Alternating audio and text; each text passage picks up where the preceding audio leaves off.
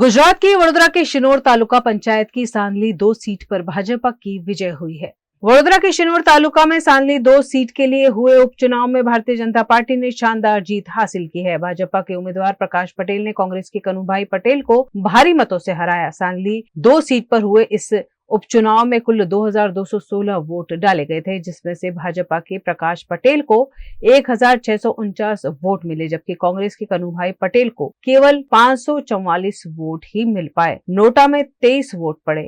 आज रोज सिनोर तालुका सांदली मुकामी PETA चूंटણીની result આવતા ભાજપની જીત થઈ છે। તે જીતને અમે આવકારીએ છીએ। અમારા કાર્યકર્તાઓમાં ઉત્સાહભેર ઉજવણી કરીશું।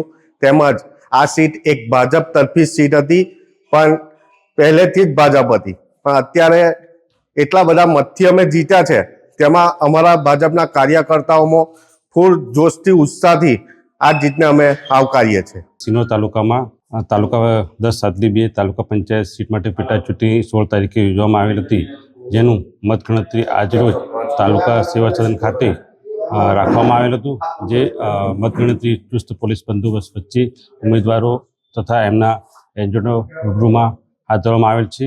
જે પૈકી કનુભાઈ મોહનભાઈ પટેલને 544 મત મળ્યા હતા, પ્રકાશભાઈ કનુભાઈને 1649 મત મળ્યા હતા, નોટાને 23 મત મળ્યા હતા। આમ કુલ 2216 મત પડેલ છે, જે પૈકી પ્રકાશભાઈ કનુભાઈ પટેલને સૌથી વધુ મત મળેલ છે, જે આજરોજ મતગણતરી પૂર્ણ જાહેર કરવામાં આવેલ છે।